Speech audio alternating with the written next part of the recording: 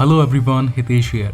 Today we're gonna talk about the movie Man of Steel. Marvel की entire series को complete करने के बाद में, जिसमें शामिल थी MCU, एक्समैन और साथ ही डेडपूल। इसके बाद में नंबर आता है DC की सीरीज का। DC के फैंस के लिए ये मूवी आज बहुत ही खास होने वाली है, क्योंकि आज इस कहानी में मैं जान डाल देने वाला हूँ। इस कहानी में सच्चाई, दर्द और प्यार। ये कहानी आज के बाद आपके सभी सुपर हीरो मूवीज की फेवरेट लिस्ट में एक अलग ही जगह बना लेगी। सो विदाउट वेस्टिंग टाइम चलिए आते हैं इस कहानी की मेन स्टोरी लाइन की तरफ। इस कहानी की शुरुआत होती है एक ऐसे ग्रह से जो हमारे ग्रह से मीलों दूर है, हजारों करोड़ों मीलों दूर। इसका नाम है क्रिप्टॉन। यहाँ के लोग, यहाँ की टेक्नोलॉजी और साथ ही यहाँ का रहन सहन हमारी दुनिया से बिल्कुल अलग है। इस कहानी की शुरुआत में हमें एक औरत दिखाई जाती है जो कि एक बच्चे को जन्म देती है, और तभी उसके पिता भी वहां पर आ जाते हैं, जिनका नाम होता है जोरेल। क्रिप्टॉन ग्रह एक ऐसा ग्रह था जहां पर बच्चे टेस्ट ट्यूब से पैदा होते थे। वहां पर उनके जन्म से पहले ही उनकी नियति तय कर दी जाती थी कि ये बड़ा होकर वैज्ञानिक बनेगा, या ये बड़ा होकर सैनिक बनेगा, या किसान बनेगा। लेकिन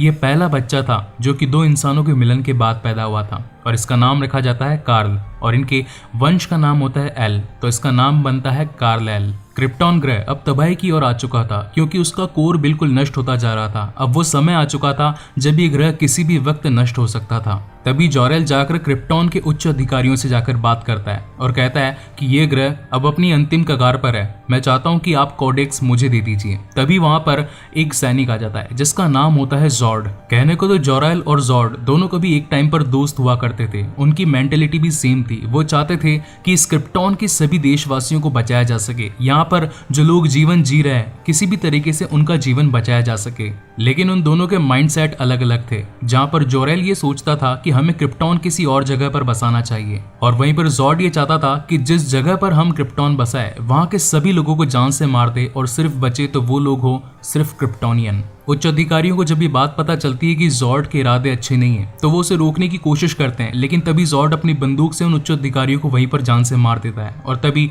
वहां पर एक फाइट होती है जॉर्ड और जोरेल के बीच में। लेकिन जोरेल काफी ज्यादा चालाक था, और तभी वो वहां से निकल जाता है और जोर से चिल्लाता है अपने एक उड़ने वाले ड्रैगन को, जिसका नाम होता है हराका। और तभी वो वहां से निकल जाता है और पहुंचता है सीधा कोडेक्स के पास में। कोडेक्स जिसमें जानकारी होती है हजारों लाखों डीएनए की, जो कि आज तक इस क्रिप्टॉन पर पैदा हुए वे बच्चे थे। उसके अंदर जानकारी थी इस पूरे क्रिप्टॉन ग्रह की, क्योंकि ये कोडेक्स ही था जो कि सभी बच्चों को जन्म देने के अंदर एक अहम भूमिका निभाता था। और तभी उसके पीछे पड़ जाता है जॉर्ड, और वो उससे कोडेक्स छीनने की कोशिश करता है। लेकिन मौका पाकर अपने उड़ने की अच्छी स्किल्स के साथ में जोरेल वहां से निकल जाता है और सीधा अपने घर की ओर पहुंचता है। और तभी वो अपनी पत्नी लारा से बात करता है कि क्या तुमने वो ग्रह ढूंढ लिया? तब वहां पर लारा कहती है कि हाँ, मैंने फाइनली उस ग्रह को ढूंढ लिया, जो कि हमारे बच्चे के लिए एक अच्छा ग्रह साबित होगा। जोरेल अपने आर्टिफिशियल इंटेलिजेंस, जिसका नाम होता है किलिक्स, उसकी मदद से कोडेक्स को पूरी तरीके से अपने बेटे के डीएनए के साथ में मैच कर देता है, और बताता है कि ये हमारी उम्मीद बनेगा, हमारे सपनों को साकार करेगा, इसे यहाँ से जाना ही होगा, क्योंकि ये ग्रह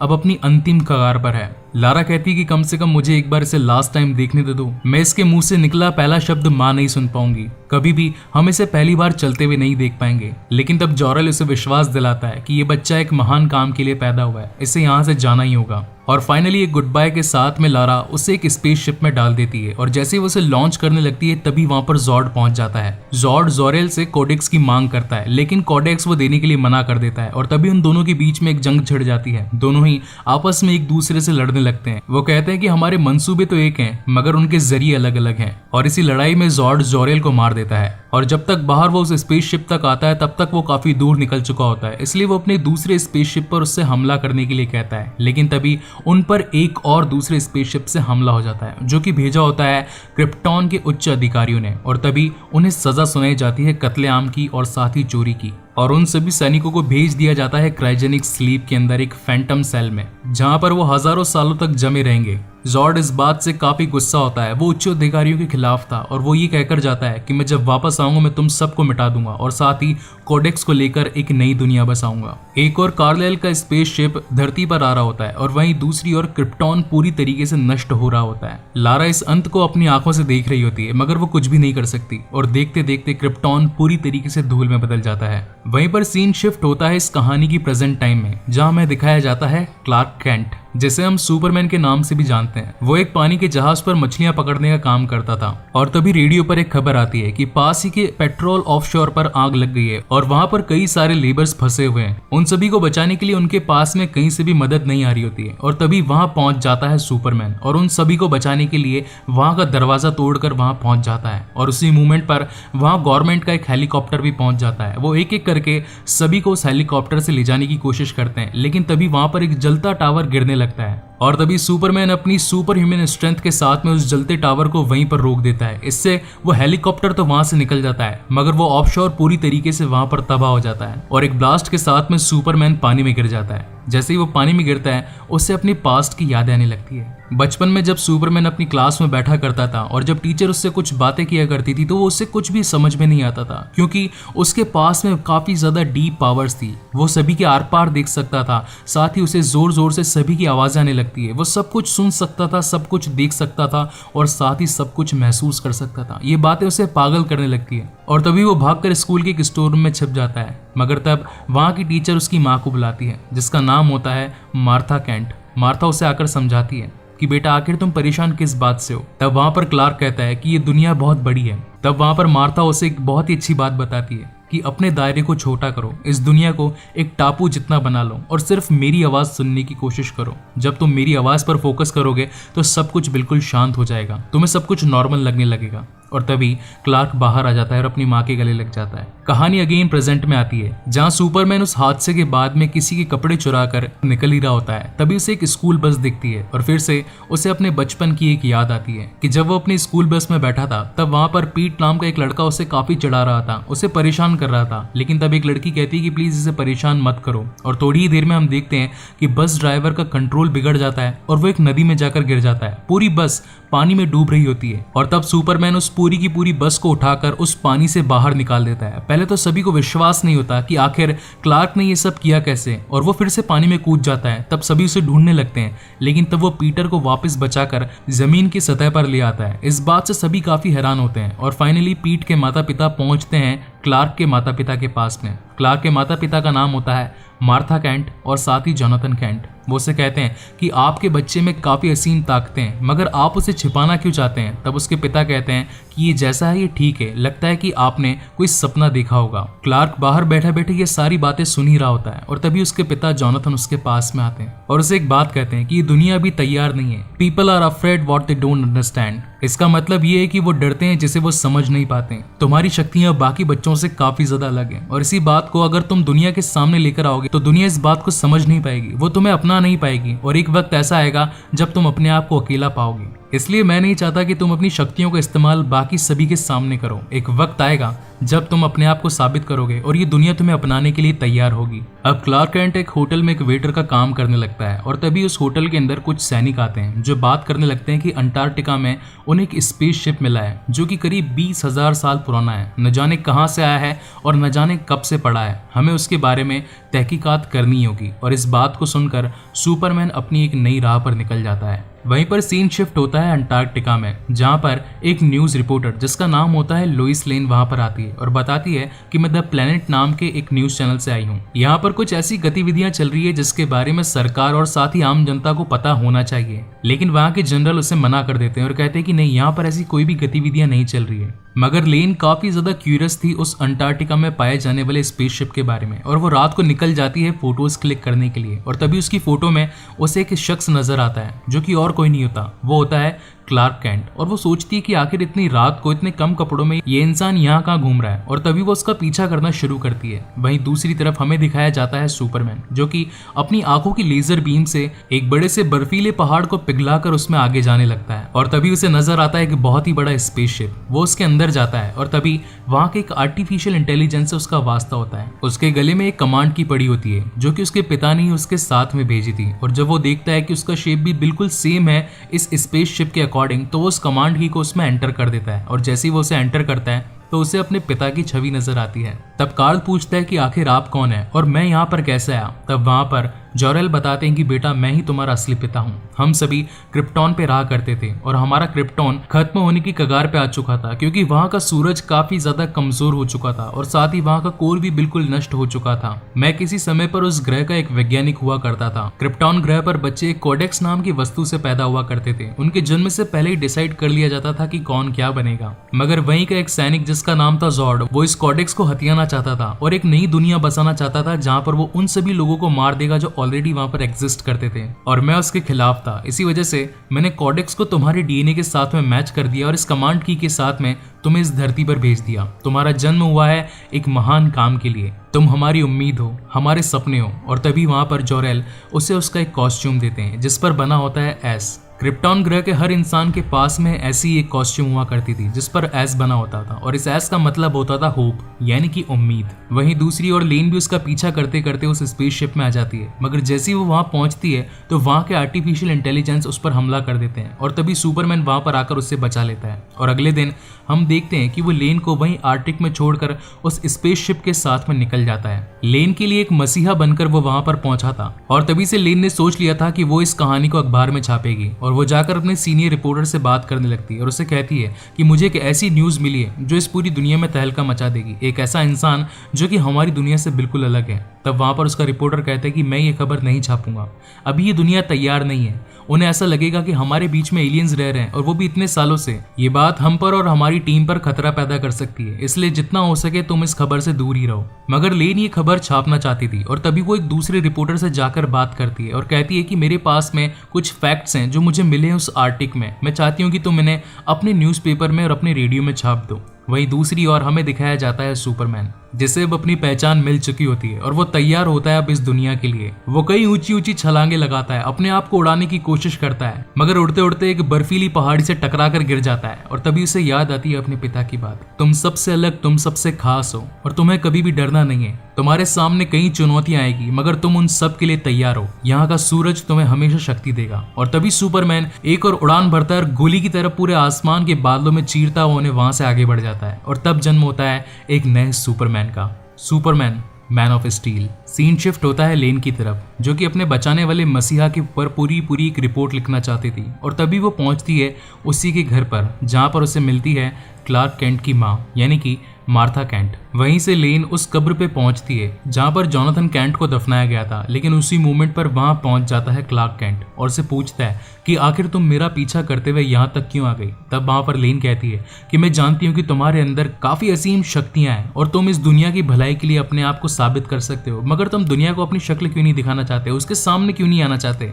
तब वहां पर क्लार्क केंट अपने पास से रिलेटेड एक बात बताता है। एक दिन जब पूरी फैमिली कार में बैठकर जा रही होती है तभी वहां पर खेतों में से एक बवंडर उठकर उनकी तरफ आने लगता है। सभी कार से भागने लगते हैं मगर तभी उनका कुत्ता कार में ही रह जाता है। तब वहां पर जोनाथन कहते हैं कि तुम यहीं रुको, मैं हैंक को बचाकर यहाँ पर लेकर आता हूँ। वो जाते हैं, हैंक को बचाते हैं, लेकिन तब तक पूरा बवंडर उनके काफी करीब आ चुका था। चाहता तो वहां पर क्लार्क केंट अपने पिता की मदद कर सकता था और वो उसके पिता के पास पहुंचने भी लगता है, लेकिन तभी जोनाथन उसे हाथ दिखाकर मना कर देते हैं और कहते हैं कि नहीं, मुझे मत बचाओ, ये दुनिया अभी तैयार नहीं है तुम्हारी काबिलियत के लिए। और वहीं पर वो बवंडर जोनाथन को उड़ा ले जाता है। इस बात से क्लार्क केंट काफी चिल्लाता है, काफी टूट सा जाता है, लेकिन यही रीजन था, मेरी सच्चाई को छिपाने के लिए मेरे पिता ने अपनी कुर्बानी दे दी। लेकिन तब लुइस लेन कहती है कि तुम अपनी लोगों को बचाने वाली आदत से कभी भी पीछे नहीं हट सकते, जब भी कोई मुसीबत में होगा तुम जरूर सामने आ ही जाओगे। वहां से सुपरमैन अपनी माँ से मिलने जाता है और जैसे उसकी माँ मार्था उसे देखती है वो काफी खुश हो जाती है। तब सुपरमैन बताता है कि माँ, मैंने अपनी पहचान पा ली है, मुझे पता चल गया है कि मैं कहाँ से आया हूँ, मेरे पिता कौन है और साथ ही ये ग्रह कौन सा है और मैं किस ग्रह से आया हूँ। तो उसकी माँ बहुत खुश होती है, लेकिन उसकी माँ की आंखों में होते हैं खुशी के आंसू, क्योंकि वो नहीं चाहती थी कि क्लार्क उसे छोड़कर चला जाए। लेकिन तब क्लार्क उसके मन को पढ़ लेता है और कहता है, आप परेशान मत होइए, मैं आपको छोड़कर कहीं भी नहीं जाने वाला। इस सीन ने तो एक बार मेरी भी आंखों में आंसू ला दिए थे। वहीं दूसरी ओर यूएस मिलिट्री फोर्स को पता चलता है कि हमारे सैटेलाइट में हमें कुछ तस्वीरें मिली है, कुछ बड़े बड़े स्पेसशिप हैं जो हमारी दुनिया पर आ रहे हैं। और थोड़ी देर बाद में वहां की लाइट्स चली जाती है और पूरी दुनिया के सभी टेलीविजन पर एक ही टेलीकास्ट आने लगता है। अंग्रेजों के लिए इंग्लिश में, चाइनीजों के लिए चाइनीज में और साथ ही स्पेन के लोगों के पास में स्पेनिश। एक ही खबर आ रही होती है कि हमारे ग्रह का एक बाशिंदा आपके ग्रह पर काफी सालों से रह रहा है और हमें उसकी तलाश है। अगर आप सभी अपने आप की जान बचाना चाहते हैं तो हमारा बाशिंदा जिसका नाम है कार्लाइल, आप हमें उसे दे दीजिए और हम आपकी जान बख्श देंगे। और वही न्यूज खत्म हो जाती है। अगले दिन इस बात से सभी लोग काफी डर जाते हैं, सभी में अफरा तफरी मच जाती है कि आखिर ये कार्लाइल है कौन, और अगर एलियन है तो इतने सालों तक हमारे बीच में रह कैसे रहा है। और तभी वहां पर वही वुड जिसने कभी लुइस लेन से इस एलियन के बारे में सुना था, वो ये सारी इंफॉर्मेशन टीवी में दे देता है। और तभी वहां पर यूएस मिलिट्री फोर्स FBI के साथ में पहुंच जाती है लेन के घर पर उसे पकड़ने के लिए। इस बात का पता क्लार्क कैंट यानी कि सुपरमैन को भी चल जाता है कि उसे पकड़ने के लिए वहां के लोग आ चुके हैं और वो होना हो जरूर जॉर्ड ही होगा। और तभी वो एक चर्च में पहुंचता है, वहां के पादरी से बात करने लगता है और कहता है कि न्यूज में जिस एलियन के बारे में बातें हो रही थी वो मैं ही हूँ, तो क्या मैं अपने आप को इस दुनिया के लिए हवाले कर दूं? तब वहां पर पादरी कहता है कि ये सब कुछ तुम पर डिपेंड करता है। क्लार्क कहता है कि मैं इस काम को करके यहाँ के लोगों का भरोसा तोड़ दूंगा, उन्हें ये पता चलेगा कि काफी सालों से एक एलियन उनके बीच रह रहा है, तो उन सबका विश्वास टूट जाएगा। लेकिन तभी पादरी एक बहुत ही अच्छी बात कहता है, वो कहता है कि लोगों के विश्वास की परख पहले की जाती है, उनसे होने वाले अंजाम के बारे में बाद में सोचा जाता है। और इसी बात से सुपरमैन ये तय कर लेता है कि वो यूएस मिलिट्री के पास जाएगा और अपने आप को सरेंडर कर देगा उन सभी एलियंस के लिए। मिलिट्री फोर्स सुपरमैन को हथकड़ियां पहनाकर अपने पास में एक रूम में लेकर जाती है, जहां पर उसका इंटेरोगेशन चालू होता है। उसके सामने बैठी होती है लोइस लेन, और तभी वहां पर लोइस पूछती है कि आखिर इस एस का मतलब क्या है। तब वहां पर सुपरमैन कहता है कि हमारे ग्रह पर इसे कहते हैं होप, यानी कि उम्मीद। वहीं दूसरी तरफ कांच में बैठे दूसरे सभी मिलिट्री के लोग उनकी बातें सुन रहे होते हैं। लेकिन तब सुपरमैन कहता है कि आपकी मौजूदगी का मुझे पहले से ही पता है, मैं इस जगह के आर पार भी देख सकता हूँ। साथ ही मैं ये भी देख सकता हूँ कि आपकी जेब में आपका आई कार्ड पड़ा है, उस पर आपका नाम भी लिखा है, और साथ ही आपकी जेब में आपकी आधी खाई हुई टॉफी भी पड़ी है। मैं सब कुछ देख सकता हूँ, आपको मुझ पर इतने कड़े इंतजाम करने की कोई भी जरूरत नहीं है। लेकिन तब वहाँ के मिलिट्री फोर्स कहते हैं कि तुम एक एलियन हो, क्या पता हम सभी तुमसे इन्फेक्टेड हो जाएं, तुम्हारा एक वायरस हमें लग जाए। तब वहाँ पर सुपरमैन कहता है कि मुझे आपकी दुनिया में रहते हुए पूरे 33 साल बीत गए, 33 सालों में आज तक मुझसे कोई भी इन्फेक्टेड नहीं हुआ, तो आपको मुझसे डरने की कोई भी जरूरत नहीं है। आप मुझ पर विश्वास करके मुझे उन एलियंस के हवाले कर सकते हैं। और तभी वो मोमेंट आता है जब सुपरमैन खड़ा हो जाता है अपने आप को उनके हवाले करने के लिए। और तभी वहां पर एक स्पेसशिप आकर रुकता है, जिसमें से 2 सोल्जर्स निकल कर आते हैं, जिनमें से एक का नाम होता है फ्यूरा और एक का नाम होता है डैनी। वो आकर सुपरमैन को ले जाते हैं और साथ ही मिलिट्री फोर्स के पास में आकर कहते हैं कि हमें ये लड़की भी चाहिए। मिलिट्री वाले कहते हैं कि तुमने हमसे एक एलियन मांगा था, तुम्हारी मांगे पूरी हुई। मगर तब वहां पर फ्यूरा कहती है कि हमें ये लड़की भी चाहिए, अगर तुमने मुझे ये लड़की नहीं दी तो मैं जनरल जॉर्ड से कह दूंगी। तब वहां पर लेन सिचुएशन को समझते हुए फ्यूरा के साथ में चली जाती है और सभी वहां से अपने स्पेसशिप के साथ में उड़ जाते हैं। फ्यूरा लेन को एक ऐसे चेंबर में पैक कर देती है और वहां का दरवाजा बंद कर देती है जहां पर कोई भी नहीं था। वहीं दूसरी ओर जॉर्ड पहुंचता है सुपरमैन के पास में। सुपरमैन अपने आप को उस स्पेसशिप में पाकर काफी कमजोर महसूस करने लगता है, उसे सांस नहीं आती, उसे खांसी आने लगती है और साथ ही उस खांसी में खून भी निकलने लगता है। तब जॉर्ड कहता है कि तुम इस धरती पर रहकर काफी ज्यादा कमजोर हो चुके हो, तुम्हें अपनी काबिलियत के बारे में पता ही नहीं है, तुम्हें पता ही नहीं है कि तुम आखिर हो कौन। तुम क्रिप्टॉन से आए हो और क्रिप्टॉन इस दुनिया से काफी ज्यादा आगे है। मैं चाहता हूँ कि मैं इस दुनिया पर फिर से क्रिप्टॉन बसाऊं, जिसमें तुम मेरी मदद करोगे। अब मुझे बताओ कि कॉडेक्स कहाँ पर है, जो कि तुम्हारे पिता जोरेल ने तुम्हारे साथ भेजा था। सुपरमैन कहता है कि उसके पास में कोई कॉडेक्स नाम की चीज नहीं है। तब वहां पर जॉर्ड कहता है कि तुम्हारे पिता ने भी यही गलती करी थी। सुपरमैन कहता है कि क्या तुमने मेरे पिता को मारा? जॉर्ड कहता है कि हाँ, मैंने तुम्हारे पिता को मारा और अब मैं तुम्हें भी जान से मारने वाला हूँ अगर तुमने मुझे कॉडेक्स के बारे में इंफॉर्मेशन नहीं दी। ये दुनिया बहुत ही खास है और मैं अब इस पर एक नया क्रिप्टॉन बसाऊंगा। इंसानी हड्डियों पर एक नया ग्रह खड़ा होगा जिसका नाम होगा न्यू क्रिप्टॉन। लेन को जब फ्यूरा ने उस चेंबर में पैक किया था, उससे पहले सुपरमैन ने अपनी कमांड की उसके हाथ में रख दी थी और तभी उसे वहां पर एक छोटा सा चिन्ह दिखता है जो कि बिल्कुल उस कमांड की के अकॉर्डिंग ही बना हुआ था। और जैसे ही लेन उस कमांड की को उसके अंदर एंटर करती है तो फिर से जोरेल की एक छवि यानी कि जोरेल का आर्टिफिशियल इंटेलिजेंस उसके सामने आ जाता है और कहता है कि तुम यहाँ पर क्या कर रही हो। तब वहां पर लेन बताती है कि सुपरमैन और मैं यहाँ पर आए हैं क्योंकि जॉर्ड ने हमें कैद कर लिया है। तब वहां पर जोरेल बताता है कि मैं एक वैज्ञानिक हूं और ये स्पेसशिप मैंने ही बनाया है। मैं यहाँ के सभी दरवाजे और यहाँ की सभी तकनीकी जानता हूँ और मैं नहीं चाहता कि जॉर्ड यहाँ पर एक नया क्रिप्टॉन बनाए। मैं इसमें तुम्हारी मदद कर सकता हूँ, बस मैं जो चीजें तुम्हें सिखाऊंगा तुम जाकर सुपरमैन यानी कि क्लार्क कैंट को समझा देना। लेन उनकी बातों से एग्री करती है। जोरेल वहां के दरवाजे खोल देता है और लेन को भागने में मदद करता है, लेकिन तभी वहां पर फ्यूरा और बाकी सभी एलियंस भी उसके पीछे पड़ जाते हैं, उसे पकड़ने की कोशिश करते हैं, मगर जोरेल उसका काफी साथ निभाता है और लेन फाइनली एक छोटे से स्पेसशिप में बैठ ही जाती है अपनी धरती पर वापस आने के लिए। फिर जोरेल की AI आर्टिफिशियल इंटेलिजेंस सुपरमैन के सामने आती है और कहती है कि मुक्का मारकर इस स्पेसशिप का दरवाजा तोड़ दो। दो, और वो मुक्का मारकर वहां का दरवाजा तोड़ देता है। और तभी वहां पर सूरज की किरणें सुपरमैन पर गिरने लगती है, उसकी खोई हुई ताकतें उसके पास में वापस आने लगती है। और जोरेल बताता है कि अब वो समय आ गया है जब दुनिया तुम्हारे लिए तैयार है। ये समय है इस दुनिया और तुम्हारी दुनिया को बचाने का। क्रिप्टॉन जहां से तुम आए हो और धरती जहां पर तुम रहते हो, अब ये बात आ चुकी है तुम्हारे अपनों को बचाने के लिए। जाओ और जाकर लेन की मदद करो और साथ ही जॉर्ड को हरा दो। मैं चाहता हूं कि तुम उसका विनाश कर दो। लेन का स्पेसशिप काफी तेज गति से धरती पर गिरने लगता है, लेकिन तभी उसके पीछे पहुंच जाता है सुपरमैन और अपनी गोली की रफ्तार से फाइनली उसके पास में पहुंचकर उसके स्पेसशिप का दरवाजा तोड़कर उसे अपनी बाहों में ले लेता है और फाइनली उसे बिल्कुल सेफ वे के अंदर धरती पर ले आता है। वहीं दूसरी ओर सुपरमैन का पीछा करते करते वो भी कैंसर सिटी में वहीं पहुंच जाते हैं जहां पर सुपरमैन पहुंचा होता है, और वो उसके घर में आते हैं और उसकी मां से पूछने लगते हैं कि आखिर वो स्पेसशिप कहाँ है जिसमें सुपरमैन आया था। पहले तो मार्था बताने से इनकार कर देती है, लेकिन वो उसका मन पढ़ लेते हैं और फाइनली उन्हें पता चलता है कि पास ही के एक गोडाउन के अंदर वहां पर स्पेसशिप छुपा है। फ्यूरा उसमें कूदती है और जाकर देखती है कि स्पेसशिप के अंदर क्या कोडेक्स पड़ा है, लेकिन तब उन्हें पता चलता है कि कोडेक्स तो वहां पर है ही नहीं। और तब जॉर्ड उसकी मां को मारने लगता है, लेकिन तभी वहां पर पहुंच जाता है सुपरमैन और जोर का मुक्का मारता है जॉर्ड को और वो काफी दूर जाकर गिरता है। उन दोनों के बीच में एक इंटेंस फाइट हमें दिखाई जाती है और इसी लड़ाई के बीच के अंदर वहां हेलमेट टूट जाता है जॉर्ड का और वो पाता है कि यहाँ की आबो हवा उससे बिल्कुल सूट नहीं कर रही है। उसे कुछ समझ नहीं आ रहा, वो ना तो कुछ देख पा रहा है और ना कुछ समझ पा रहा है। तब वहां पर सुपरमैन कहता है कि मेरी माँ ने मुझे फोकस करना सिखाया है, तुम्हें यहाँ पर तकलीफ जरूर होगी। और तभी वहां पर जॉर्ड का साथ देने के लिए उसके साथी पहुंच जाते हैं। कुछ तो जॉर्ड को उस स्पेसशिप के अंदर ले जाकर वापस स्पेस में ले जाते हैं और कुछ सुपरमैन के साथ में लड़ने लगते हैं, जिनमें फ्यूरा और साथी डैनी होते हैं। और फिर शुरू होती है इस मूवी की सबसे शानदार फाइट, जिसके अंदर सुपरमैन फ्यूरा और साथी डैनी को फोड़ रहा होता है। वहीं दूसरी ओर मिलिट्री फोर्स भी वहां पर पहुंच जाती है और वो फाइनली तीनों को अपना टारगेट बना लेती है। और तब वहां पर उनके पास में अकॉर्ड आते हैं कि तीनों को जान से मार दो, और वो फायरिंग शुरू कर देते हैं। सुपरमैन पे भी काफी गोलियां चलती है, लेकिन तब फ्यूरा वहां पर उनके काफी सारे हेलीकॉप्टर्स तबाह कर देती है। कई लोग जान से मारी भी जाने लगते हैं, लेकिन उसी मूवमेंट पर वहां पहुंच जाता है सुपरमैन और एक एक करके सभी मिलिट्री के लोगों को बचाने लगता है। इस लड़ाई में काफी नुकसान होता है, काफी बिल्डिंगें टूट जाती है, काफी चीजें बिखर जाती है, लेकिन सुपरमैन उनका जमकर मुकाबला करता है। और फाइनली वो स्टेज आती है जब वो दोनों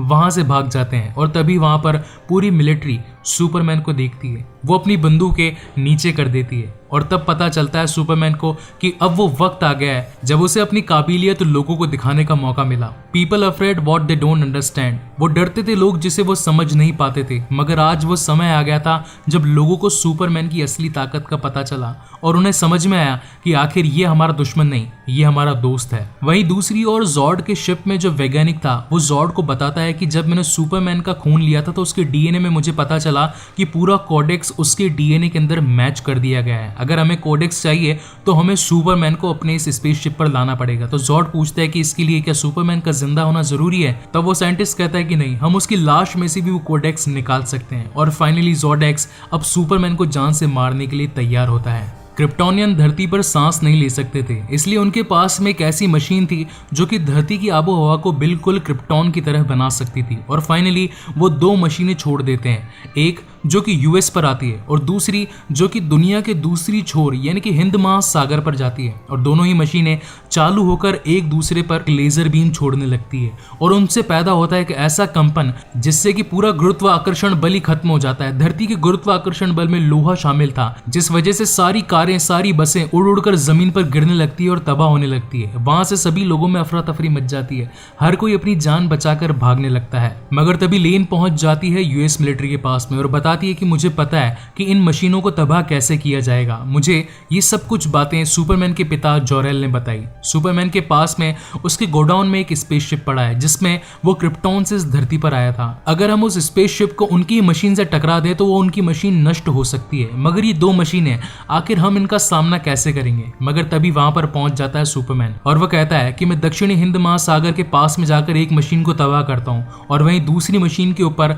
आप मेरे स्पेसशिप को फेंक देना, जिससे कि दोनों मशीनें तबाह हो जाएगी और धरती पर जो कंपन पैदा हुआ है वो भी खत्म हो जाएगा। ये कहकर सुपरमैन गोली की रफ्तार से वहां से निकल जाता है और सीधा 2 मिनट के अंदर पहुंच जाता है दुनिया की दूसरी छोर पर, जहां पर हिंद महासागर के पास में वो मशीन इंस्टैब्लिश हुई थी और वो अपनी पूरी शक्ति लगा देता है उस मशीन को तोड़ने में। वहीं दूसरी ओर लेन और साथ ही यूएस मिलिट्री फोर्स भी पहुंच जाती है उस स्पेसशिप के साथ में दूसरी मशीन को तबाह करने के लिए। मगर उसी बीच फ्यूरा वहां पर पहुंच जाती है और उनका जमकर सामना करने लगती है। लेकिन फाइनली यूएस मिलिट्री का वही आर्मी मैन जिसने एक बार पहले भी फ्यूरा का सामना किया था, और तब वो कहता है कि फर्ज के लिए फना होना फक्र की बात होती है, और तभी वो अपने हवाई जहाज को उनकी मशीन से टकरा देता है, जिससे वो दूसरी मशीन भी वहीं पर ध्वस्त हो जाती है। मगर उस हवाई जहाज से लेन गिरने लगती है और तभी वहां पर सुपरमैन पहुंच जाता है और गोली की रफ्तार से जाकर उसकी जान बचा लेता है और धरती पर आता है। अब दोनों मशीनें खत्म हो चुकी थी, सब कुछ शांत हो चुका था, सबको ऐसा लगने लगता है कि अब पूरा माहौल ठीक हो चुका है, अब यहाँ पर हमारे ऊपर कोई भी खतरा नहीं मंडरा रहा। लेकिन एक खतरा अभी भी था, वो था जॉर्ड।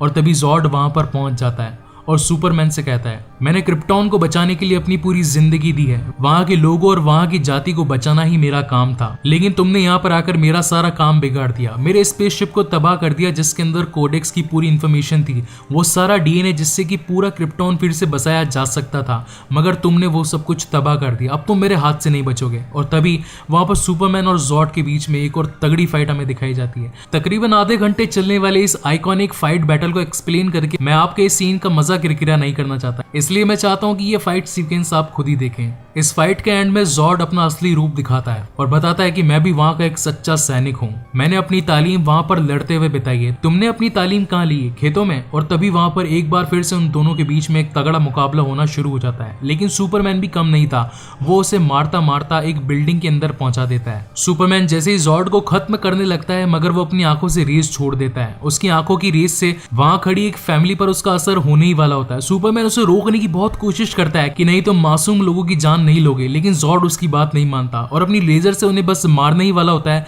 लेकिन फाइनली सुपरमैन उसकी गर्दन तोड़कर उसे वहीं पर जान से मार देता है और फिर जोर से चिल्लाता है क्योंकि उसने एक इंसान की जान ली। वो अपनी शक्तियों के साथ में किसी की जान नहीं लेना चाहता था और पहली बार उसने अपनी शक्तियों के साथ में किसी का खात्मा किया था, मगर ये करना जरूरी था इंसानी जाति और सभी मासूम लोगों के लिए। और फाइनली ये फाइट यहीं पर खत्म होती है। अगले सीन में हमें दिखाए जाते हैं जनरल कमांडर जो कि रोड पर जा रहे होते हैं और तभी उनके सामने स्पेस का एक सैटेलाइट आकर गिरता है और तब सुपरमैन भी वहां पर पहुंच जाता है और तब मिलिट्री फोर्स से कहता है कि आप मेरे ऊपर यूं ही नजर नहीं रख सकते, क्योंकि मैं अपनी लाइफ को इंडिपेंडेंट जीना चाहता हूँ, मैं गवर्नमेंट के रूल्स के अकॉर्डिंग अपनी लाइफ को नहीं जीना चाहता, इसलिए मैं चाहता हूँ कि आप मेरे ऊपर किसी भी तरह की नजर ना रखें, और अगर अगली बार आपने फिर से मेरे ऊपर नजर रखी तो जिस तरीके से इस बार मैंने 150 करोड़ का हवाई जहाज तोड़ा है, मैं आपके और भी तोड़ता जाऊंगा। और ये कहकर वहां से निकल जाता है। सुपरमैन यानी कि क्लार्क कैंट, जो कि आज तक अपनी लाइफ जीता हुआ आया था दूसरे लोगों की पहचानों पर, कभी वेटर बनता था तो कभी न्यूज़पेपर जर्नलिस्ट और कभी वाटरशिप क्रू मेंबर, और फाइनली वो पहुंचता है एक न्यूज रिपोर्टर की जॉब के लिए। तब वहां पर लुइस लेन